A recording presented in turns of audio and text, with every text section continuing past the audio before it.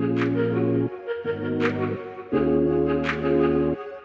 excited for another campaign, another episode of B2B Campaign Smackdown. Hey everyone, I am Alexander Ferguson with Terraleap. Hey, and I'm Tim Parkin with the advisory board. And this And is we one of the best things we do, Alex. I love this Yes, time together, breaking down campaigns and talking trash about them and praising them and seeing what we could do better or different. We learn a lot. It's super cool. we do, and we're going to see if this campaign won or it bombed. If we do a little pun on that intended. Now, I'm curious, like how many out there have like seen or have heard of the film last year, Oppenheimer? I feel like everyone, or Yeah. rather, the Barbieheimer. Is that how it was? Yeah, Barbenheimer. Yeah, if you Do a saw quick Barbie recap. or Oppenheimer, drop in the chat like if you saw one of those because yes, you're right. Last summer was it 2023? Both of them came out I think the same week or the same day. It was something crazy like that. And so it was do you go see Barbie this like, fun, happy, joyous movie or do you see this like doom and gloom movie about the atomic bomb and the invention of it? Or do you go and see both? Have you seen Oppenheimer, Alex? Because I have not still. I haven't, but I feel like I have because the amount of times I've seen the trailers and I talked to Yeah. people. So no, I haven't. Yeah, I think for me, it's just like when a movie is that long, I can't sit through it. And also, I feel like the more you know about something, the less I want to watch it. And so all the hype and stuff made me not want to watch it because, like you said, I kind of felt like I've heard enough, I've seen it, I know the history of it. Versus like when I saw Inception for the first time, one of my favorite Mm. movies of all time. We walked into the theater, we bought tickets, we sat down, we knew nothing about the movie at all. I think that's the best way to see a movie is like not have any expectation. Just like I'm here, I hope it's good, and it blew my mind. But Oppenheimer, maybe it's that good. I'll have to spend the time and watch it. We'll have to watch it. But either way, whether people you've seen it or not, the buzz around it was definitely there. And a company, Matomo, I believe is how we said it, they decided to riff on it, to parody on it, and they took it to the next level. So let me actually share my screen and show. I'm curious for those who know have heard of Matomo. It is a competitor to Google Analytics, the alternative. I think they're based out of where did we say they are? New Zealand, Australia, Yeah. New somewhere Zealand. outside of the states. Yeah, you go, New Yes. Zealand. And then they did this PR release around humorously going on satiring Googleheimer or sorry Oppenheimer using but switching it to Googleheimer because what was happening there or happening with GA4, right? Yes. Something about sunsetting it. They were ending. Yeah, GA3 was ending. That's Universal right. Analytics as we know it, which everyone's used for years, and then switching to GA4, which was the new Google Analytics, which changes a lot of stuff. Yes. So then they did a trailer completely on this. I'll play a little bit of this. It's quite uh cinematic. I mean, they went all in, taking shots and finding somebody who wears the same clothing as from the movie. And really, it really pulls you in. And they have this dialogue going on between characters, describing every. Yeah, it's they call it GA4, I guess, to say like this atomic uh, bomb of that's about to come down. It's honestly crazy. The production quality, this feels like I'm watching a real movie trailer, and it's super impressive that they thought to do this and then executed it and then did it at this level. I mean, it's amazing. On top of that, if you are a GA user, if you know anything about analytics, there's so many inside jokes in the scripting here. It's definitely worth watching. Things that you will realize and laugh at because it's painful. You've experienced the pain of GA and switching to GA4, and they just hit the nail on the head with like the scripting and the visuals. And honestly, I don't think you could have done better making this video. It's so good. It, I think every story starts with a good script, right? I mean, you can have great actors and great visuals and great Yes. cinematics, but if it's not actually funny and engaging, but they got all the marks, starting with great scripting Yes. um, that ties in, and then the visuals just take it to a whole nother level. So funny. Yes. It's Um, perfect. and so they publish this on YouTube, and they have a ton of engagement. I do notice that June 27th they published this, and I was looking up. Oppenheimer came out July 21st. So while the build-up before Oppenheimer even came out, they created it. I don't know how long it took them to script it, create it, and then publish it before. And then they also published on LinkedIn and quite an impressive engagement on here. So if we look at Crazy. if we want, maybe talk about here, okay, what their expectations were. I mean, you create something you want to get a lot of attention. Yeah. And to your point, Alex, the timing matters a lot when it comes to attention. If this was after the movie or 2 weeks after the movie was out, maybe it would have gotten some traction. But they just hit the timing again perfect. That the trailer had been out, people knew what Oppenheimer was. There was a lot of hype around going to see it. And before the movie is even released, right before it comes out, they do this and talk about it. And it's the perfect storm of GA4 coming and Oppenheimer being released, and they nailed it. Honestly, I don't think you could have asked for better production, timing, everything seemed spot on. And the data Yes. numbers speak for themselves here. So yeah, if we look at okay, what happened here on YouTube, we see they had 193,000 views. I would be curious. I mean, you can promote videos on YouTube. You can put as an ad, and this is something I would put as an ad. So I'd Yeah. be curious how many views came in that. But they do have 53 comments on an ad, which is pretty good Yeah. for a B2B product. Yes. Um, Yes. and then what's impressive definitely is on LinkedIn. So 1,500 engagement, likes, and then 219 comments.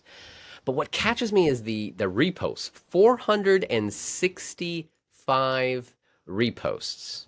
I mean, I Yeah. don't think I've ever seen that many. No, I don't. If you're not on LinkedIn, then you don't know or realize that getting a repost is really hard. People don't just repost things without thinking on LinkedIn. So this is, to your point, massive deal that these people shared this and reposted it, and the reach they got from this is probably insane. That yeah, they got a bunch of comments and likes. They only have 8,000 followers, so they don't get a lot of organic reach on their own. But the Yeah. repost made this go to the stratosphere, which is super cool.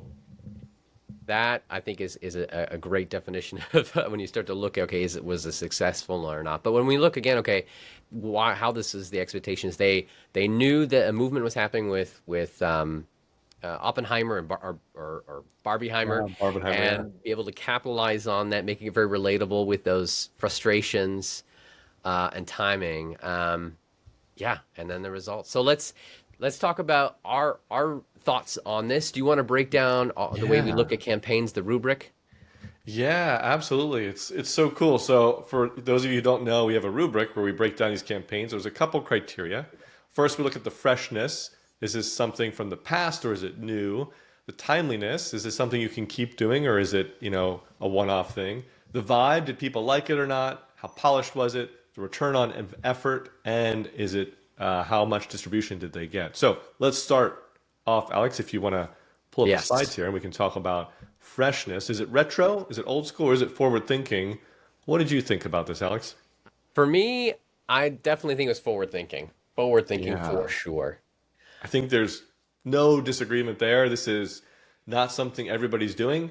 It's something that we're starting to see pick up, actually. More people are doing it now, but this is not something from the past. This is a new thing. And honestly, I think the technology, the accessibility of this video equipment and editing and tools, you could not do this in the past. So it's really cool to see companies starting to do this more and more often. Yeah, and then being able to parody it on time. It Yes. was just very fresh, very in the moment, and Yes. just it wasn't doing old thinking or old mentalities. So Oh, next one we've got uh, after freshness yeah. is The timeliness. timeliness. Yeah, so we both, yeah, I would agree. This is where we were talking about beforehand, one off. I mean, we're talking about a year later because it was quite a good campaign, but Yeah. I don't know if you're really going to get much more aside from people looking back at what are good campaigns. Yeah, and normally I would think this is a problem, but I think in this case it's unique because this transition from GA3 from Universal Analytics to GA4 was such a catastrophic major event in the marketing space that it was only going to happen one time. And so it makes sense to latch yourself onto that, especially when this is your big competitor. So I think normally I would say one off, not ideal, but in this case, it was the big moment. It was their chance to shine and to show up, their Super Bowl, if you will. And I think Yeah. it made a lot of sense. If there is merit in investing a lot into a larger campaign if there's a big shift in the market Yes, and to create a campaign that captures attention, and they did that. they did for sure. Uh, Yes. so next Next up will be the is, vibes here. Good or mixed? and yeah, I would say I don't think I saw really any mixed like negative vibes on the comments. How Okay, could you? Yeah. I will say there were some comments on there, people saying I've tried Matomo, and then some of the concerns or Hmm. issues they had. But we're looking at just the campaign itself. I can't help with the product. Yeah, I mean, again, go watch it. We'll drop the link to the video or check it on their YouTube. It's really well done. I don't think anybody gets anything negative about the vibes here. It was super impressive. Yeah. So next up, we're gonna have the polish, of course, which is how well done was this? And I think there's again no debate here. You saw Yes. the quality, you saw the video. It looks like a real film. It's honestly insane. Yeah, they did not spare any coin on producing this, but it just makes it that much more engaging and Yes. viral. I think this is a place it makes sense to invest in when you have Totally. this Totally. And I cross think, yeah, to your point, it's like engagement. when you're trying to piggyback off of a major motion picture, if you had some Blair Witch Project style video, it wouldn't really match and to feel like you're Yeah. just trying to gain your fame off of that. Uh-huh. So I think you kind of had to be at this level to Yeah, really get it across. And so I think they matched the moment really effectively. definitely. All right, next up, return on effort. This is tough. Yeah, return on effort. I'm curious for your thoughts, Alex, because I said medium. I think definitely they got a lot of reach. They got a lot of exposure. They're not very well known, so they needed to become known. And I think the data, the numbers don't lie that they got exposure. But I wonder about the effort and the cost and the time to create this video, given that it's a one-off. I think it was, as I said, their Super Bowl. I think they needed to. There was no way around it.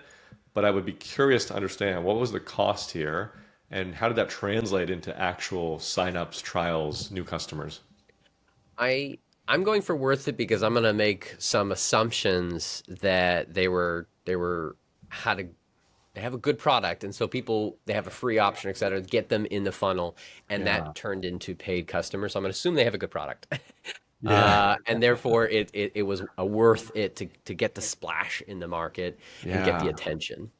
I do think you're right. I think you're pulling me in your direction that overall, I would say definitely worth it.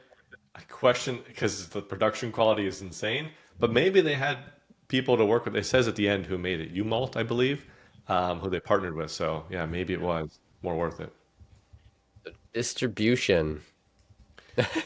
Uh, Yeah, I think this got the reach it needed to get to the right people. I don't know what you yeah. think, Alex, but we saw the numbers there. YouTube, perhaps an ad, Yes. maybe not. LinkedIn, a lot of people, all those reposts you mentioned. I mean, Yes. I, this is the I marketing crowd.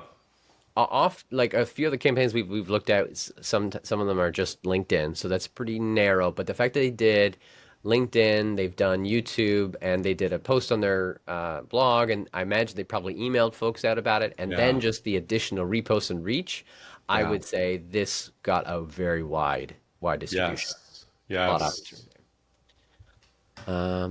And then that is it. Oh, and then our final score. So I jumped Yep, the gun here. no worries. Yeah. What'd you give it? I gave it a 9. I gave it a 9. I think it's just tops. I Hmm. haven't seen yet. We haven't looked at all campaigns out there in existence, but I think Yeah. this was totally a top-notch campaign. Yeah, I gave it an 8 because I agree. So many things went right here. They did a really good job in so many areas. A hard thing to do well at this level.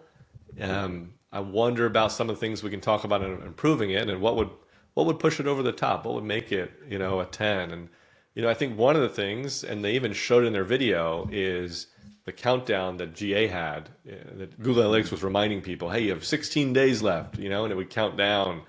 I wish that Matomo had a similar countdown of this, reminding people.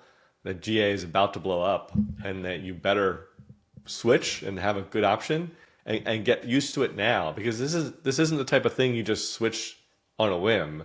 You need to Hmm. learn the platform, you need to transfer your data, you need to, there's a lot of setup here. And so I think having a more connectedness to the countdown would be key. And even putting it on their homepage, like having a giant countdown with the trailer on their homepage, I think would have been a really good move.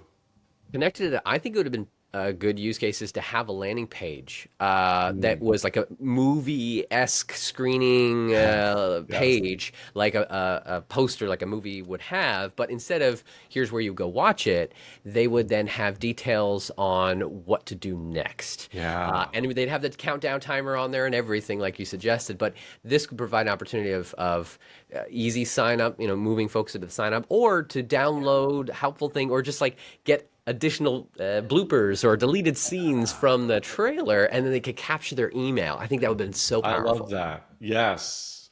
Well, it's interesting because I wonder, to your point, then could they like go all in really on Oppenheimer and even have a giveaway after this trailer came out of like get some merch connected to the actual movie or like stuff signed Mm, by the actors, to really push it a little bit further of like this is a big deal. Maybe that's going too far. Maybe it's not going far enough. I don't know. yeah. We'll see. I did It. feel like there was a disconnect though between the production quality and tying this to Oppenheimer. And then if you go to the Matomo website, I even looked back a year ago when this came out, it looks the same as it does now. White background, lots of text, very simple and plain and bland. The trailer has a lot of personality and poking fun at GA4 and Google and calling it Googleheimer. And the website is very plain and to the point and boring, lacks personality. I would love to see that carried through where here's a campaign, we're going to call them the enemy, the ones who have the atomic bomb. And our website, we're going to keep that language and keep that messaging. Instead, it feels like they were completely separate entities. So I think there's a drop ball there. I agree, and I think there's always those that brand constraints, like how we can't change the design of the Come website or on. other things. It's like missed opportunity. I think a good if you do have that same issue in your own company, and you have an opportunity like this, I think creating a separate landing page dedicated to Yes, that could be the way around it. But totally. still, would have been great for a homepage takeover for at least a period Yes. of time Yes, for for this campaign. sure, for sure. I think you're right. Having a landing page would be key. Capturing emails would be key. Even like giving away tickets to the movie, the actual movie, like enter to win or something. Like if you do a trial, we'll give you free tickets or something. Like there's a lot of things they probably could have done to drive more engagement from it, not just, hey, we made a cool video, share it. So I would love to see that. Yeah, it's a good thing to think about of when you create a campaign, don't just think of the asset that you're releasing, but all the potential Yes. additional reach or energy that could just a little bit extra could create more virality out of it. Yeah, and maybe on one of these we can talk about the Disney flywheel. But if you haven't heard of it, if you haven't seen it, go and Google Disney flywheel, and your mind will be absolutely blown. And you will study that thing for weeks. And Walt Disney made it back, and years and years ago. But that's, I think, to your point, how we need to think about campaigns. It's not an isolated thing. It's what is the web of how all these pieces are connected. Absolutely. All right. Well, thanks for joining us for another one. We have I'll give you a tease for our next B2B Smackdown episode in just a second. But Tim, can you tell folks more about the advisory board that you're with? Yeah, so I run the advisory board. It's a coaching group for marketing directors, the only coaching group for marketing directors, and the best one, of course. And we have a roadmap that we follow. So if you want a free copy of the roadmap, which walks you through step by step what to do as a marketing director to crush your goals, then just comment below with roadmap, and I'll make sure you get a copy. Awesome. And for Terraleap, that's what I'm with. We do B2B video testimonials. If you want to get more testimonials, we have a great request guide. So how do you make the ask, along with email templates and checklists. We have if you want a copy of that, just drop a comment, more testimonials, and we'll get you a copy of that over as well. But Tim, why don't you break down, give a teaser of what is our next campaign Smackdown that we're going to do? Oh, next time we got a really good one. This is fascinating, and it's going to blow people's minds. There is an invisible baby campaign that's being shaped and molded by expert hands, and it's happening in your feeds on LinkedIn right now without you even knowing it. That's Quite it. You got me give shivers. Like, what's coming up Yeah, next? it's true too. That's the cool part. I'm excited. Gonna be good. It's gonna be. Well, thanks everybody, and we'll see you next time.